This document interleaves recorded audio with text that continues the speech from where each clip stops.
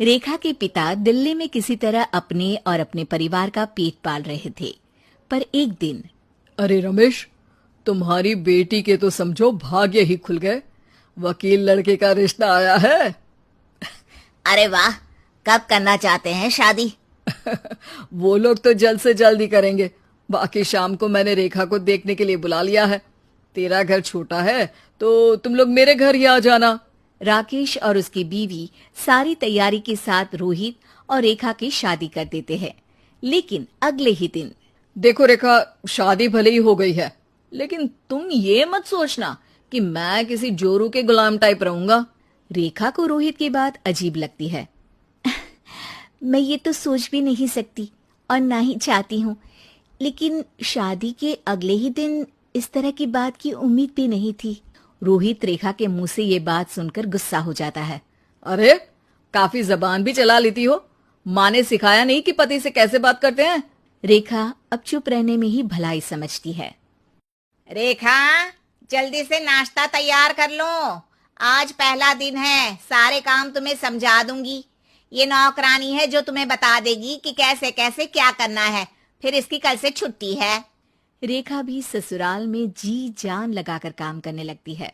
खाली समय मिलता तो पति के वकालत की किताब उठाकर पढ़ने लगती। ये क्या, जब देखो तब पढ़ती रहती है। अच्छा सुन, कल पिता के घर से 20,000 रुपये लेकर आना। मेरे छोटे बेटे की फीस भरनी है।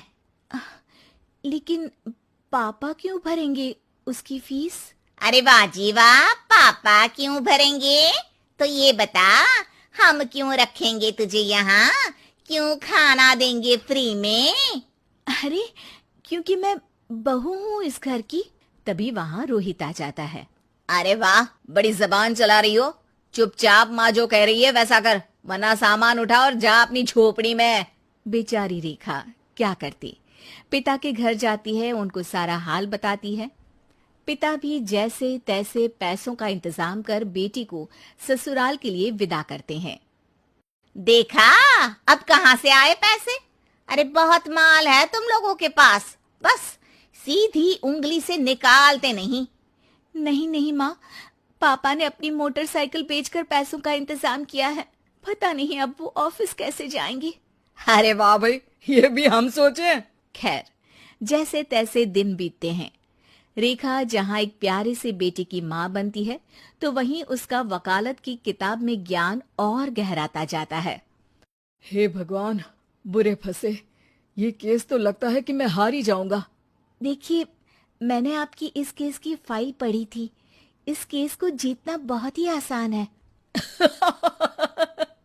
वाह भाई वाह, यहाँ वकालत की डिग्री लेकर भी मैं समझ नहीं पा रहा हूँ, और तुमने रोटी बनाते बनाते ही केस समझ लिया।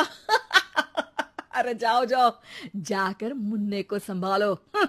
केस मैं संभालूंगा। ए लड़की सुन, जाकर अपने बाप के यहाँ से 3 लाख लेकर आ। पूरा घर फिर से बनाना है। छोटे की शादी करूंगी तो छोटी बहू को कहाँ रखूंगी? पूरा घर तो तूने घेर रखा है। ऐसा मत बोलिए माँ जी, पापा इतना पैसा कहाँ से लाएंगे? अब तो वो रिटायर भी हो गए हैं। हाँ, तभी तो बोल रही हूँ, रिटायरमेंट के पैसे तो मिले होंगे ना। लेकिन वो अगर आपको दे देंगे तो बुढ़ापा कैसे काटेंगे?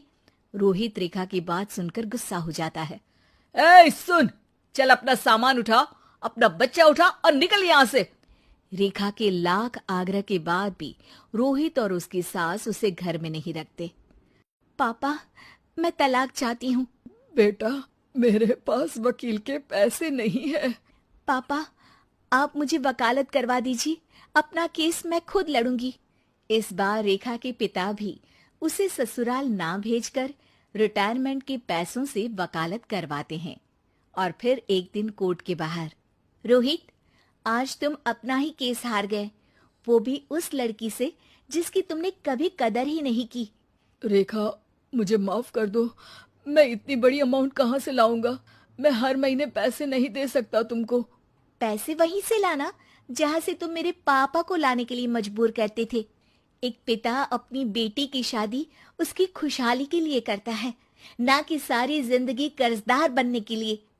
अरे, मेरे ही बेटे की किताब पढ़ पढ़कर ज्ञान बांट रही हो? वकालत की किताब तो ससुराल में ही पड़ी थी ना। बिल्कुल, यहाँ मेरी गलती रही। जिस पैसे से मैंने इसकी शादी की थी, मुझे वो पैसे पहले इसकी पढ़ाई में लगाना चाहिए था। और आज रेखा एक जानी मानी वकील के रूप में काम कर रही है।